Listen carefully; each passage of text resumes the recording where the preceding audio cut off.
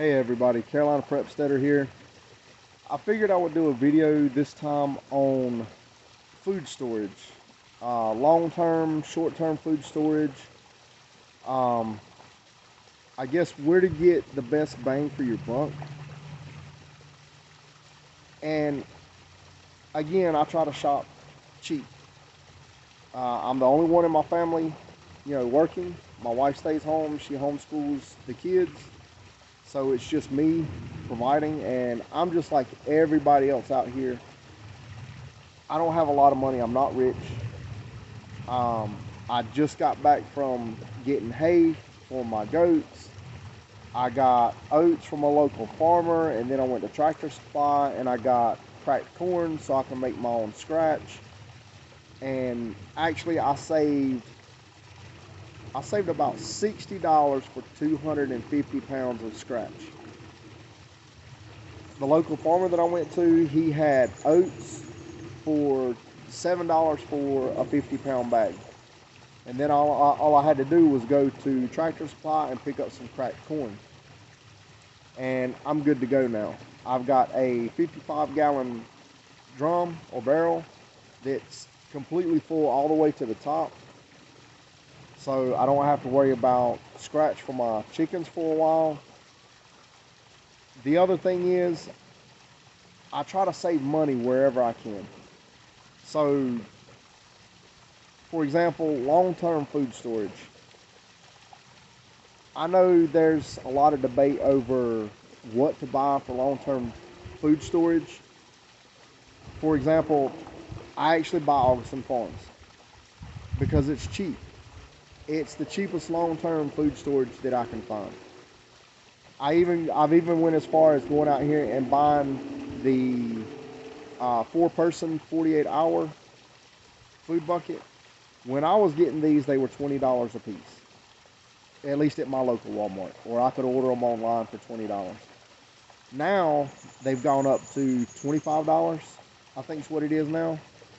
I haven't bought any since they went up. But some friends of mine and I, we were all buying these things at the same time. And then one of my buddies was like, hey, we're buying these things and we don't even know what they taste like. So we actually did a taste test. And it actually turned out really good. Everything that's in the food bucket was really good. The oatmeal that's in the food bucket, now it could use a little bit more sugar and a little bit more cinnamon. But everything else was really good. My favorite was actually the potato soup. It was freaking great. The macaroni and cheese, you might want to add a little bit more milk to that, or powdered milk, to make it a little more creamy. It does dry out really quick. The Spanish rice was really good. Everything that was in that food bucket was really good. I've even got one right here, just so y'all can see. So this is a 48-hour food bucket from Augustin Farms, and like I said, to be honest, you cannot beat the price.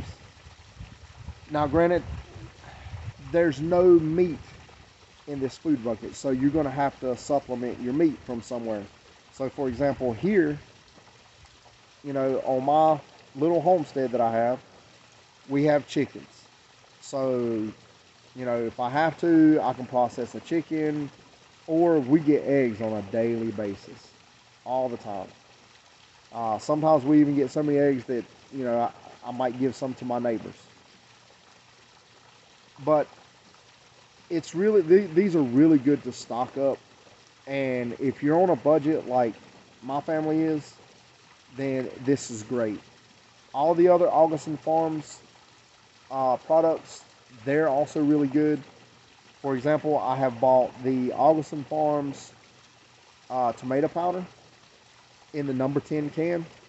I've also bought the Augustin Farms freeze-dried mixed vegetables, or vegetable stew.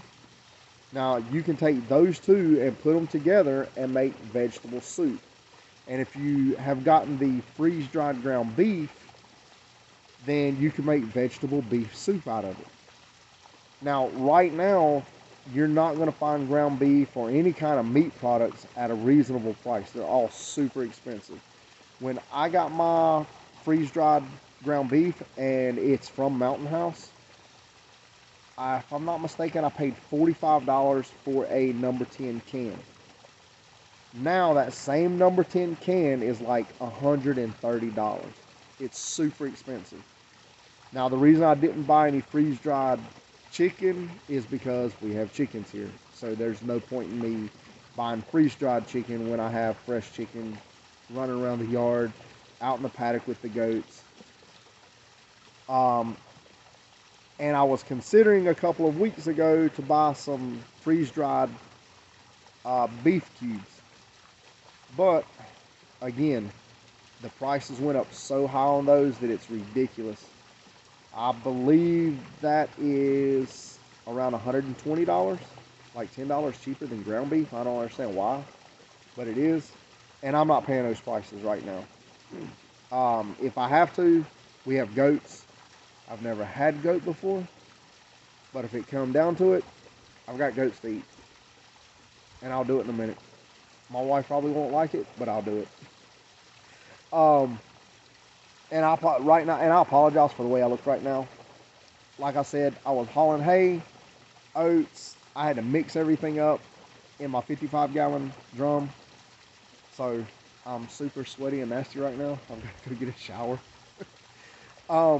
But also, let me get back to long-term food storage. Squirrel. Anyway, long-term food storage, also, another really cheap one is the rice and beans, obviously.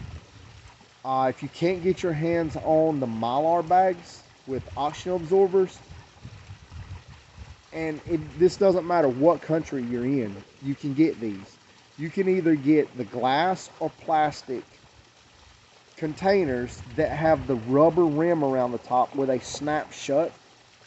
It's like a spring-loaded metal clip, I guess.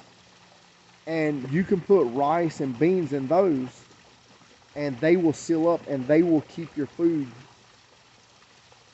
not as long as it would be with oxygen absorbers in it, but it'll still stay good for a long time. I mean, rice and dry beans will stay good for a really long time. I would venture to guess that they would probably stay good for at least a year. I'm just guessing. We have a couple of those, but we eat a lot of rice here.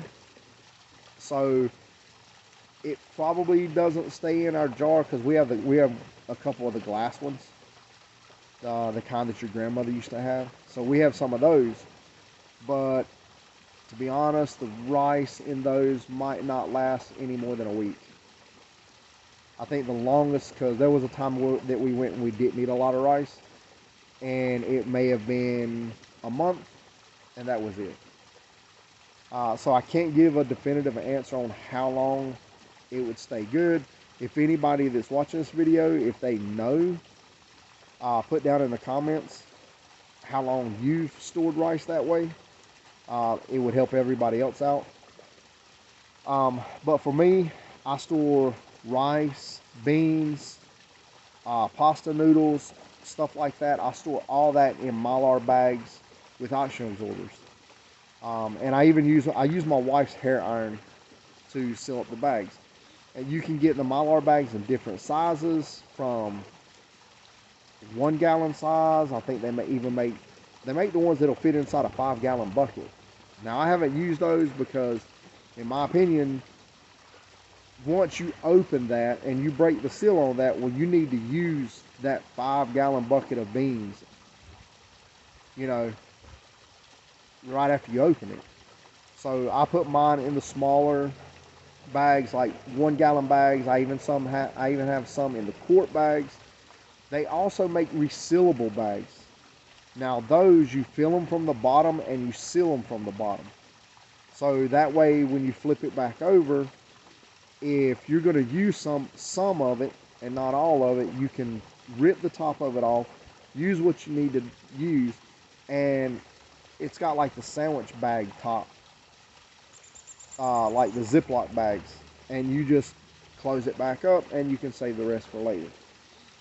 The next thing actually that I need to do, and I haven't done yet, is I need to seal up some oatmeal. Again, most of this stuff will stay good forever. I mean, for a really long time. Also, you can seal up your seeds in mylar bags and save those. They make really small mylar bags that you can use. So if you're growing a garden like I do here, and everything I grow here is heirloom, as you're growing, let some of your plants go to seed, like your squash, your zucchini, corn, whatever the case may be. Now, if you're planting potatoes like I am, then you need to put back seed potatoes for the next year. Tomatoes, I'm also growing heirloom tomatoes. So what you'll do is you'll save one of those tomatoes and you'll save the seeds. And there's lots of YouTube videos out there on how to save your seeds, tomato seeds, and the different seeds that you have. So I urge you to watch those videos. In my opinion, and this is my opinion, opinions are like buttholes, everybody's got one. So some people may agree with me and other people don't agree with me. But my opinion is, put back food, put back seeds. The economy's not doing that great right now. There's one YouTube channel that I watch, and he's a financial guy, the Economic Ninja. If you haven't seen any of his videos, I encourage you to go look him up. He talks a lot about the economy and how things are going and possible future of the economy, things like that. Even he says to stock up food. He says that the food that you buy tomorrow will be cheaper today. And I agree with that 100%. So go out, buy some food, stock your food up, because it's going to be a whole lot cheaper today than it is going to be tomorrow. I mean, me personally, I've already seen food prices go through the roof. I've seen corn that was 33 cents for a can of the Walmart Great Value brand corn last year, and it's gone up to 54 cents a can. So it's almost doubled in price. Same thing with beans and stuff like that. But my opinion is you get a little bit of everything. A little bit of dry beans, rice, get some canned goods. The dry stuff you can put up, and that can be your long-term food storage. The stuff that you buy in cans, meats that you buy that you put up in the freezer. For example, I'll go to Walmart and buy one of the big long tubes of ground beef, and I'll come home and we'll split that up into small bags, freezer bags, and put it up in the freezer, and we'll have that for a long time. Also, look at your variety stores. For example, we have one here close to the house, and I can go there and I can get 15 pounds of bacon for $32. So what I'll do is I'll buy that big box of bacon, I'll bring it home, my wife will pull out the sheets, cut the bacon in half, and put those in Ziploc bags and put them up in the freezer. So there's a lot of different things you can do. If you have animals, check with your local farmers and see if they have oats. There's local farmers that sell deer corn. So what you can do with that, and usually you can buy a 50-pound bag of deer corn for like $6 or $7. Go buy you a grinder. You can buy an electric or you can buy a hand grinder. Get your 50-pound bag of corn, go home, and it's going to take you a little bit of time, but you can run it through the grinder and crush it up. Add that to the oats that you bought from another farmer, and you've got scratch. It's that simple. It's that easy. And it's going to save you a lot of money. I think right now at Tractor Supply, and corn's not in season right now, that's why I can't get any, but your cracked corn at my local Tractor Supply is almost $16 for a 50-pound bag. Now the whole corn, if I'm not mistaken, I think it might be around the same price. Doesn't really make much sense to me, but it is what it is. As soon as the local farmer, I think he's probably about 15, 20 miles from the house, as soon as they start selling deer corn, I'll be going and getting corn. I have a hand grinder. I'll bring it home. It's going to take me a little while, But I'll come outside and I'll start running the doggone corn through the grinder, and I'll have cracked corn. So hopefully this helped some of you guys a little bit. If you have any questions or comments, put it down in the comment section. I'll try my best to answer your questions. And my little boy, he reminded me I need to say, please like, please subscribe, and share my videos with other like-minded people. And I will have some more projects going on. If it doesn't rain this weekend, or they're calling for rain, but if it doesn't rain this weekend, I've got another rainwater catchment project that I'm going to be doing. This one's going to be actually for my garden. And I'm probably going to be putting together some feeders for my chickens. That way my wife doesn't have to go in the chicken coop, because she's scared to death of my chickens. For some reason, she thinks that my little velociraptors are going to eat her. So anyway, that's going to be my next video. So again, like, subscribe, share my video with other like-minded people, and I appreciate it. Have a good day, guys.